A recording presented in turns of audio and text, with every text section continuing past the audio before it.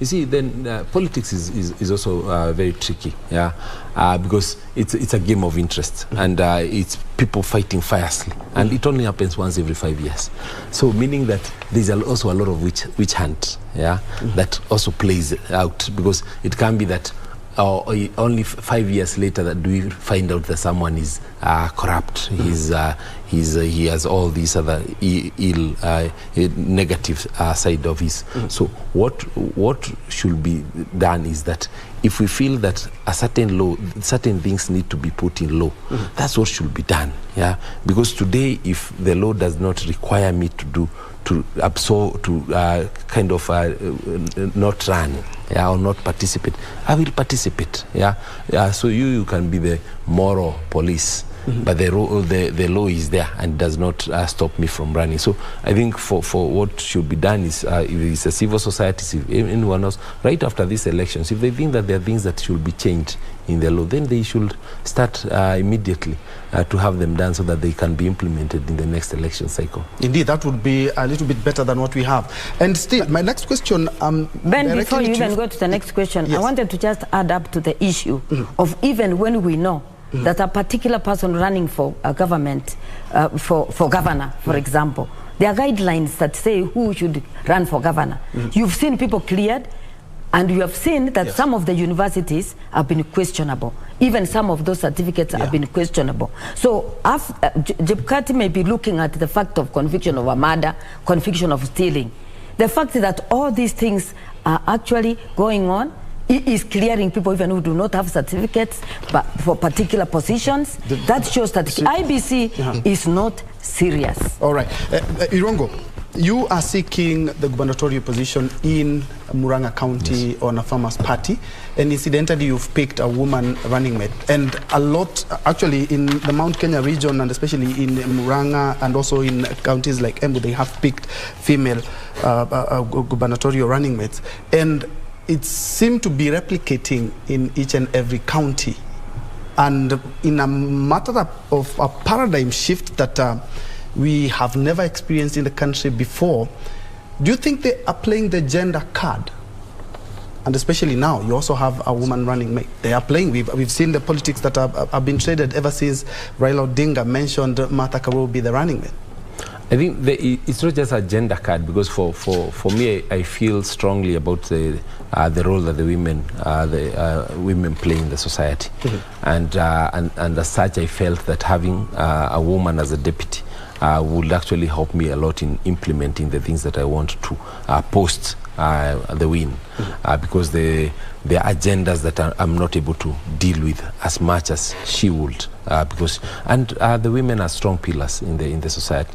So that's why for me I picked a woman, and I was the first one to pick a woman. Let me make it very clear. And when I did, I also called on all the other contestants to consider picking a woman, so that even this thing that we keep talking about, the 1/3 gender and all that, I think we need to speak from to try do something from our own individual capacities before we expect the narrative to flow nationally.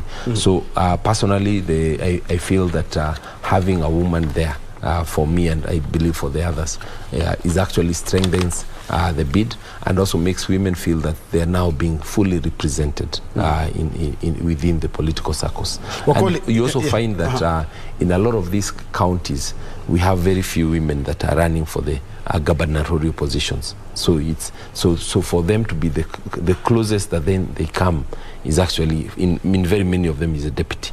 For many reasons, which they know and we all know, and which we all believe that we are working towards a time when you'll have equal numbers of men and women running for these seats. Wakoli, you can dig in as well, because in the last election, the gender card was not so prominent as it is now. Kenya Kwanza has announced that half of the cabinet, all the cabinet slots, 50% will be women. We saw Azimio. I feel the political players are coming to the realization that women are key pillars in our democracy, and Kenyan democracy is coming of age. we have come a long way in terms of gender equality, gender, promoting of women in our leadership spheres. And I feel at this time now, everybody's feeling that for them to get, democracy is all about numbers, but it's also about the allocation of resources, who gets what, when, and how. Yes. And women have been greatest voters. When I was contesting for a parliamentary seat, you could go somewhere and people tell you, when you talk to women, they will listen and they will vote for you. These young people don't have ideas. They will eat your money, they will not vote for you. That's the narrative. But women have been considered to be one of the key pillars in our democracy, and every player is now looking at women as people who can sit on the table and be part of decision-making processes. And having said that, I just want to make a comment on what Wakili talked about in terms of integrity and all the things that are going around. What I could ask is just IBC to play its role, because Wakili, unlike maybe me and you, knows very well that there's a presumption of innocence till you are found guilty. Yes. So IBC cannot act on rumors, on innuendos that you have said Wakoli is a criminal, Wakoli is a thief, so IBC should bar me from vying because Irungu has said Wakoli is a thief. There must be a process, and that process should be exploited to the fullest to make sure or to determine whether what Irungu has talked about Wakoli is true, or Irungu is just malicious about Benard Wakoli as a person. Right. So we leave it at that point, let IBC do its work, and let other arms of government, judiciary, investigative agencies, and others do their work. And what Kenyans are looking up to is expeditious processes of court processes. Because if a matter stays in court, takes like 5 years to be concluded. What do you expect IBC to do? Okay. Why can't these processes be concluded very fast, so that those people who are being assumed to be to be guilty, assumed to be guilty, can go on with their lives? Clear the name and go to the ballot. Yeah. Now, Madam Jem, you've worked with Martha Karua closely over the years in your field as an advocate of the High Court and also as a personal friend. And each and every side of the big coalitions, they are mentioning 50% of all the cabinet slots, and of course we have a running mate who's... Is it the clearest win for women when it comes to the 2/3 gender rule? Because what we are seeing is something quite different that we've never seen in the country, where women are being at least put on the pedestal in the next coming election. Yeah, first of all, let me congratulate my friend Martha for that big achievement. That achievement is not just for Martha, it is for the women of this country. It has made history, and we hope that we shall be able to appreciate and be appreciated that we have a role to play in our government and all other institutions. But having said that, yes, I know Martha. I know that she's going to walk she's going to walk the talk.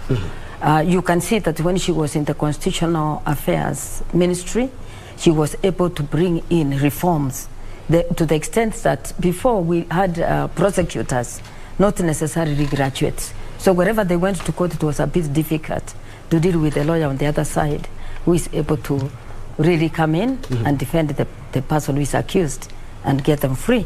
So she brought in prosecutors that were, I would say, who had low degrees and who were able to balance that act. Okay. When she was in water, she also put in reforms, and we had devolution of water for the first time. Okay. Is it a clear sign that we are headed towards having the 2/3 gender rule? Yes, yes. Now, that is true.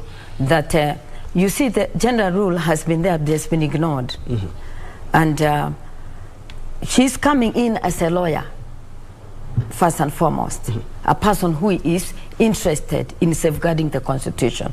So being there, she will make sure that not only the gender rule, but we women were quite interested in that gender rule, but she will also make sure that the law is respected, the constitution is safeguarded. So we look forward to it. In fact, like our coming in governor has just said, already he had made up his mind about getting in a woman. But you can see the feeling is all over. You can see the elation, you can see the dance, and you can see that mother has been congratulated, not only here, elsewhere. You can see Rwanda is 50, women are 50%. It is not something we are starting for the first time. If you go to Tanzania, you can see Sululu is doing a good job. So we are looking forward to being listened to. After all, if mother, and I know she will make it, the fact that she will succeed in what she's doing, and I believe that she will, that will also make the other side of gender to feel like, look, the women can make it. I can assure you that in very soon you will see the changes, and will be the 2/3.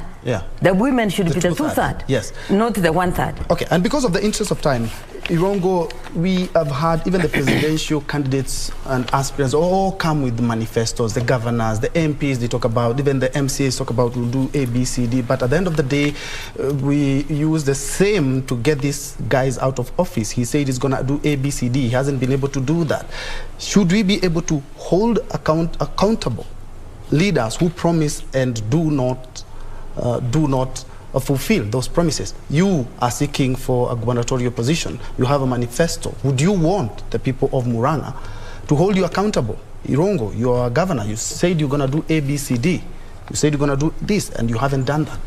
Actually, for me, I've been telling the people of Murang'a that I'm campaigning for 10 years, not 5.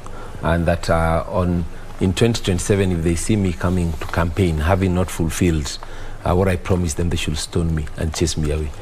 Because I believe that if someone, the reason why we elect people is for them to come and serve us, not for them to go and reach themselves. And that's why I was talking passionately about the need for civic education to the people, because we tend to vote more with the emotions than actually looking at what has this person delivered. Has he taken us from where we were to a new place that is better? Is he just promising, or can we see a track record of him being able to deliver? Then we should be able to use the institutions that have been put in place to oversight properly. Like for now, the senators.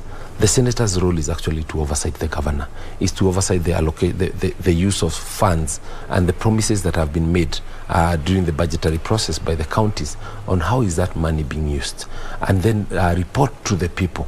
So the senator should be the one saying, by the way, this governor promised this, he didn't deliver. This one did this, and then the people should be able to be rational enough to listen to that voice of reason, and then make a determination based on actually what their interests are. But what you find is that we've been pushing this narrative of suit, vote for party, but not vote for individuals. So if we're in the same party with the Wakoli here, and I'm the senator, she's the governor, and she does not deliver, she will come and tell me, here is kitu kidogo for you, nyamazia kanyagia hii story. So I won't talk about it. So it's the leaders also that we have to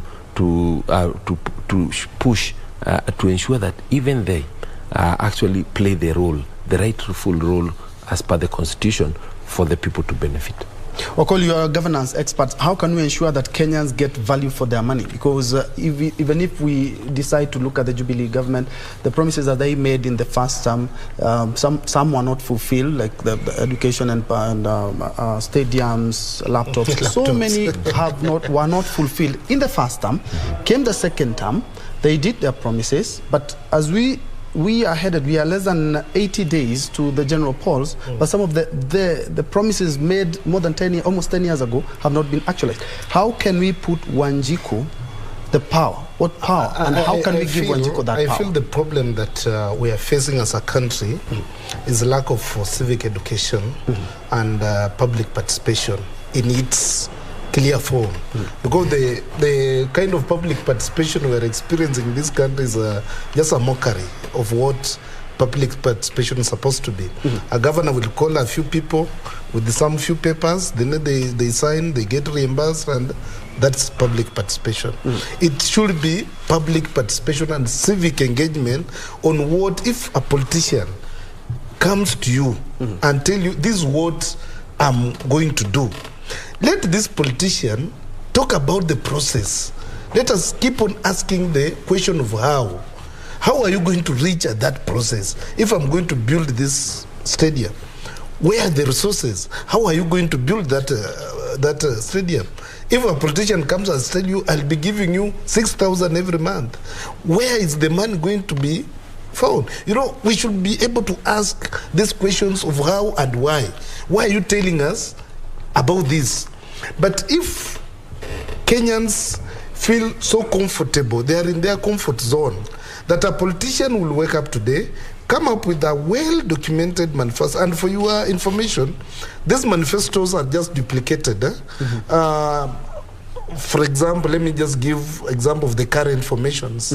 Azimio will do their manifesto, then Kenya Kwanza will look at what the Azimio has done, copy-paste a few things, change languages, and, you know, bring to you. It's like political parties' manifestos. These things are almost the same. The political parties' constitutions, they are the same. Every party is talking about democracy. We are Democrats, we are Democrats, but in practice they don't do what they mean.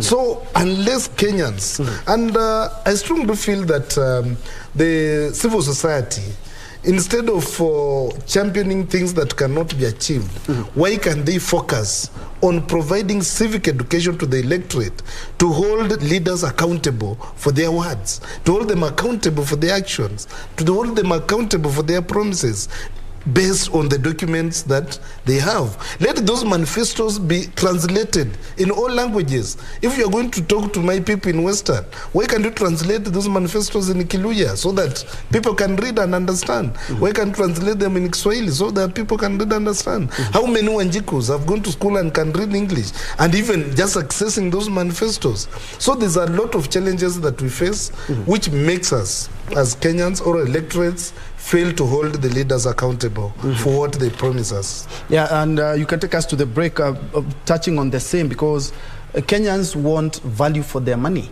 And as these two good gentlemen have talked about, there's a very, very minimal civic education, if any. Kenyans don't even know what they're supposed to hold the leaders accountable for.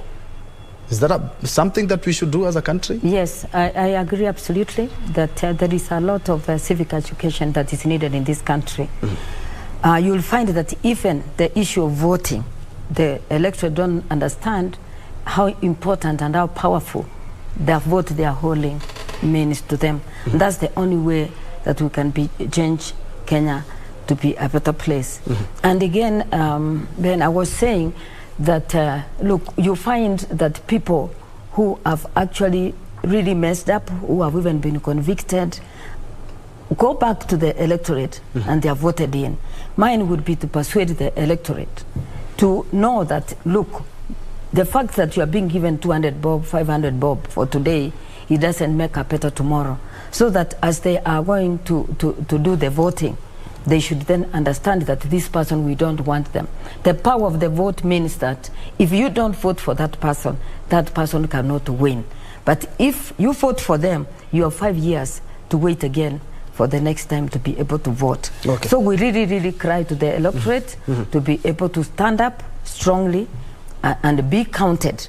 And also to ask again the IEBC that even if it means cleaning up those who have been convicted, the Riot Act will be able to spell what happens tomorrow. Let's start by clearing those that we know. Then we can deal with those who are being investigated. Okay. But and actually, people should know that county assembly do hold public participation, but I have been to several, but you see the numbers. That's where you know that a lot of Kenyans do not know what they should hold their leaders accountable for. But let's take that break, but we'll be right back. We wind up on Matters Politics.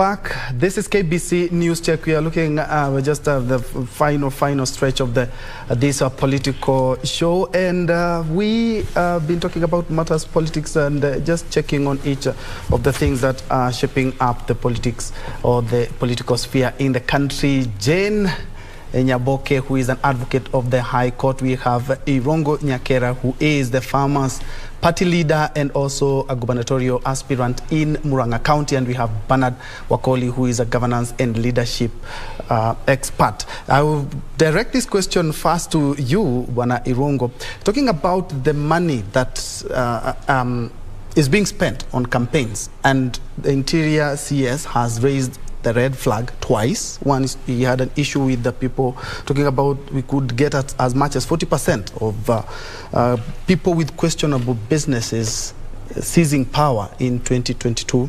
We are looking at the budgets, the gubernatorial, the senatorial, and even the presidential. You, a party, where are you getting your funding, if you don't mind us asking, and how does money going to be a big blow, especially for those who have ideas, but they'll not be voted in because they don't have the 500 that we've had the good CS talking about yesterday? And how can we control that? Because we heard that the bill or the law that is supposed to take care of how much you spend is quite grey. It has a lot of grey areas. Yeah, let's say the campaign is about resources. It's about agenda and resources, because you have to take your agenda to the people. They won't come to you. Yes. Yeah, and so campaign is a process. It's not an event. Yeah, because so for me, I knew that I want to run for governor. For I think I decided about 7-8 years ago. Yeah, that I want to run for governor. So I had to start preparing. Both on the agenda that and also on the resources, either from my savings, from my friends, from other sources. So that had to be something that you plan for, even as you plan on issues. Yeah. So I will imagine that, and I usually say anyone who's running, you should not be surprised that they need to use money or to have money for them to run. And when you're talking about what the CS is saying, I think it needs someone who lives in a glass house should really not throw stones, because it's on both sides. It's not that the 40% are on one side and the other side everybody is an angel. It's the laws. If we need to actually have proper laws put in place, let's put in place those laws. If the Campaign Financing Act was there, but it was fought by everybody. Yeah. There is nobody who came out actually protecting it. Which was clear. You need to have a bank account. That bank account is the one that has signatories. It needs to show where the money came from, where it's going, and all that. It can be tracked, but nobody supported that. So I think it's not an issue of just targeting some individuals with some statements, because that's how we have run our politics over those many years. But we hope that this can change. Yeah, and that's why we keep talking about the civic education. There's a place I went, and the people, the young people, the border people told me, by the way, as we are giving you our votes, we don't even want anything from you, because the things you've been articulating are the things that will put money in our pockets. Yeah, and they didn't even want anything, or not that I was willing to give anything. Yeah, but I hope and I wish that we can build up the civic education to that point, where people are looking at their leaders as, we want to elevate this person, not for the 100 or 200 or 500 shillings they'll give us today, but for the 10,000, 20,000, 100,000 he'll put in our pockets once he becomes, he takes over that position where we are putting him. And Wakoli, you've also tried out a seat, and the handout politics in Kenya has been going on forever. Whenever you see a mheshimiwa, and sometimes you hear say mkwangapi, you know, it's what I'm giving you, but at the end of the day, I want your vote for the next 5 years. But that money is not even able, as Irungu has talked about, we are not able to follow up on that. The electoral, some of the laws that we were supposed to make airtight have so many gray areas. Thank you. It all boils down to our morals and values as a country. And in some parts of this country, there's a lot of dependency on politicians. If I see you running, I know you have money. And people are not educated enough to a level where educated in terms of civic education, not educated in terms of books. In terms of civic education at the local level, to know that the position of a leader, elected leader, is a position that you as an electorate is employing is actually your employee. So this person, it's you who is paying him salary and not him giving you handouts. But due to the dependence ratio and poverty, it makes it very difficult. In fact, leave alone even voting. We have cases where even registering for as a voter, you go there, you mobilize people to go and register as a voter. They're asking you, for what reason? There's a lot of voter apathy in this country. For what purpose should I go register? Give me money, I'll go to register. If you don't, I sit. IBIS has been running those registration occasions. You see they turn up. You go to a station, it has registered 3 people, 4 people, 5, 10. Why? And there are so many people who are getting IDs every day because of the vote apathy, because people have not really, electorates, apart from the civic education, are not getting value for their money, as you said.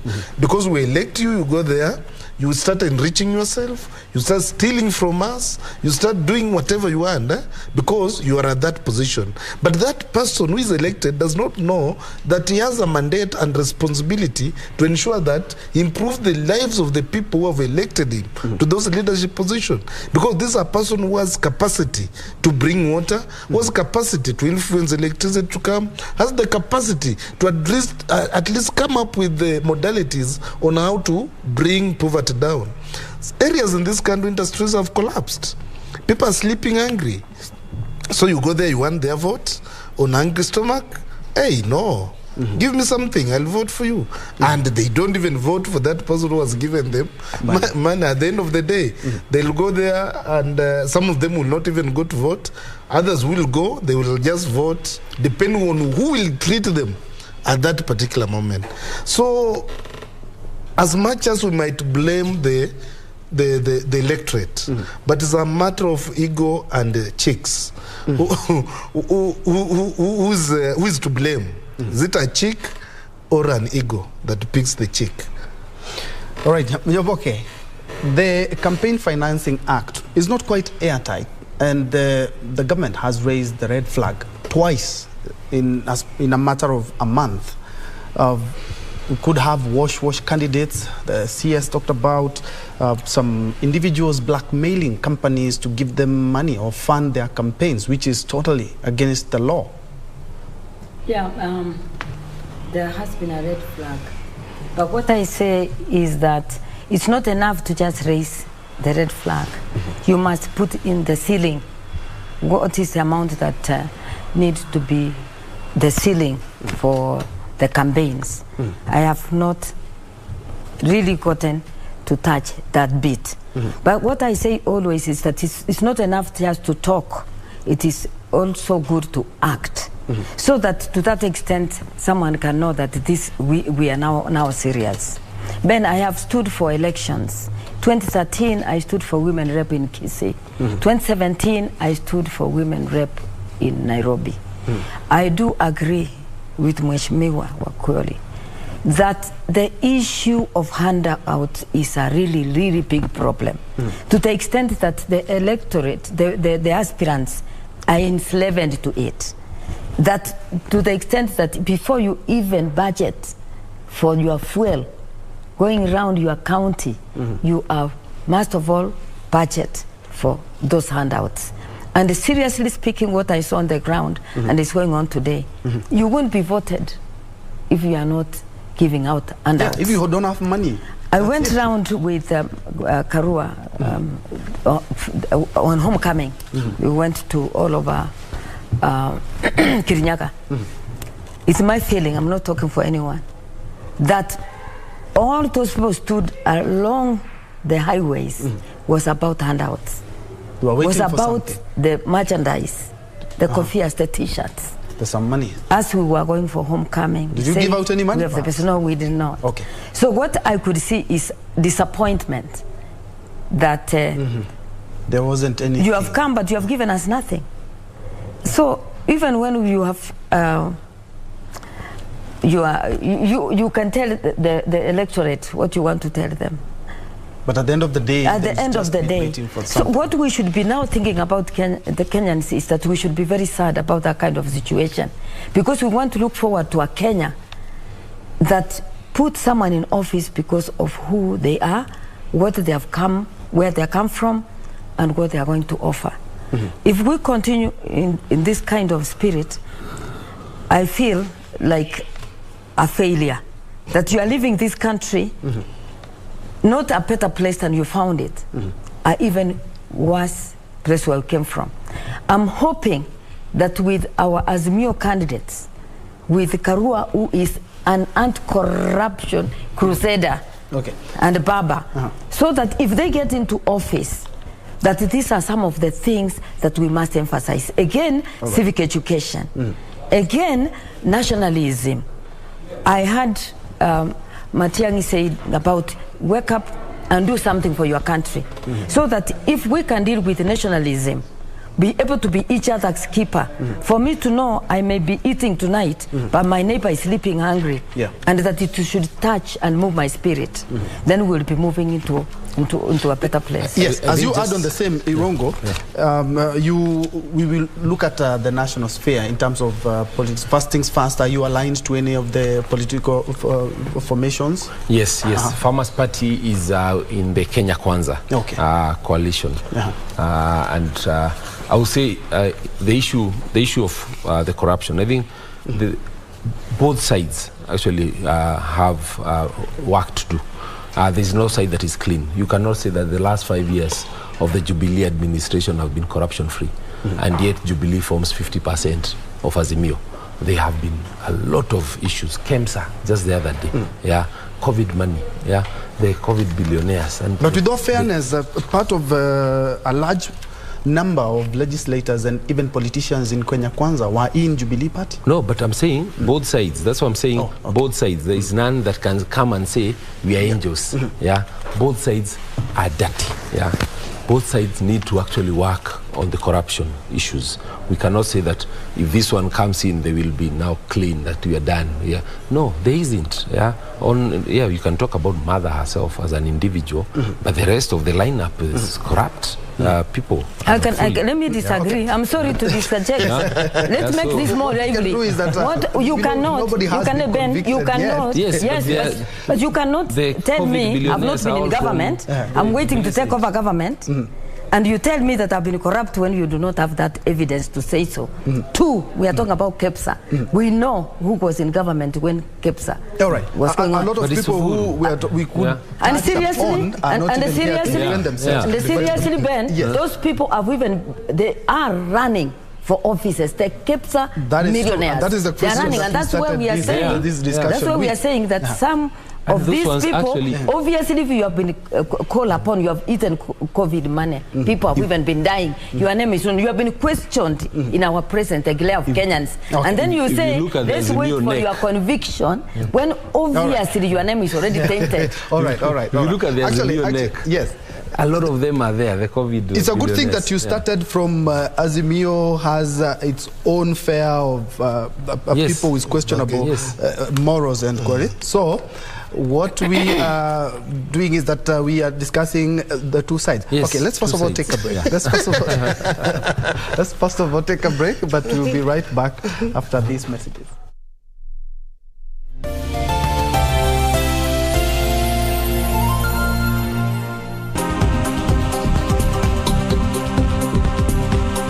Welcome back to News Check, and now we are on the final stages of this show, and allow me to give each of my panelists a minute each. Irungu, perhaps to start with you on the coalition politics in the country. Some small parties in Kenya Kwanza have raised their concerns that they have not been given the preference and recognition that they should. We've seen the same thing in Azimio, where we saw Alfred Mutua and Kingi also leave because they said we are not being given the share that we should and the recognition that we should. As we wind up.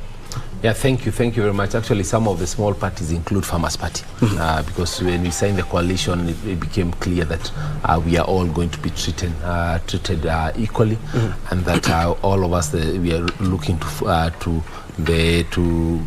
for the win of the presidential candidate. So when we hear them talking about suits, we always thought that we imagine that it's the coalition suit. Yes. So if it's a Kenya Kwanza suit, not the party suit, because each of us is there, but all gunning for the same.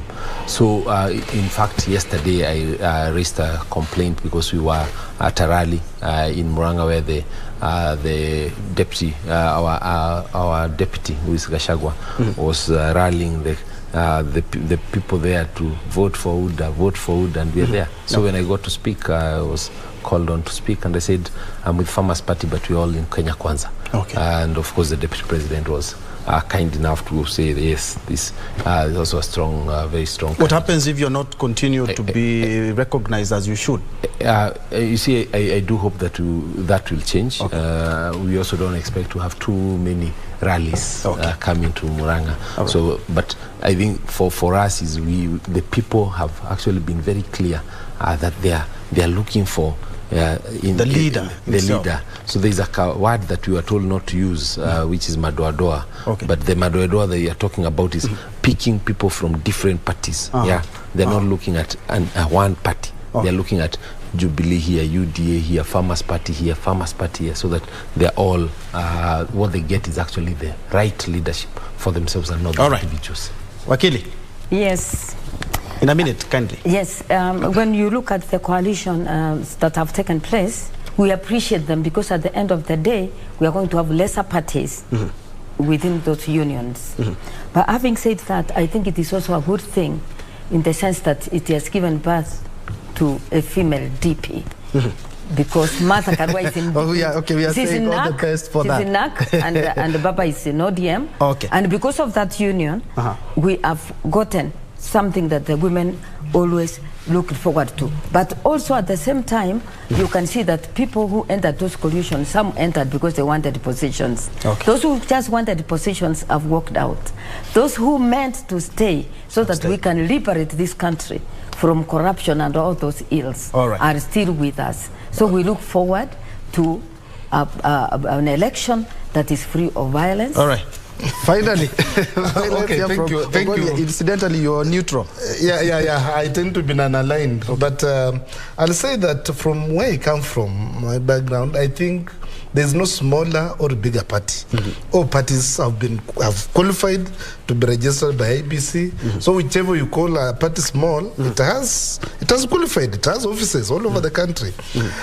Coalition formations in this country have been based on ethnic balkanization and ethnic formations, whereby a party is seen to be regional. So if I bring this region and this party to my wing, I get those votes. It's all about interests.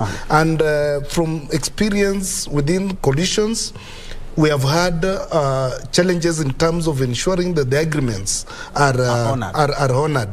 That's why you hear people saying that they were given a piece of paper to sign without reading the contents of the agreements. So unless these coalitions be open enough to tell its members, coalition partners, the contents and everything. Like in Western, there's this rumor going around that Wetangula and Mudavadi have been given 70% mandate to deliver, which is, I was talking to somebody and they told me it's none, something like that does not exist in the Kenya Kwanza coalition agreement. So it's something that people can pick and talk about it, but I think it's very good if coalition partners come together, be open-minded, and just trust in each other. Thank you so much, gentlemen and lady. Benard Wakoli, who is a governance and leadership expert, and we also had the Farmers Party leader Irungu Nyakera, who is also seeking the gubernatorial position in the county of Murang'a, and we also had Jane Nyaboke, apologies for that, who is an advocate of the High Court. Thank you so much for joining us.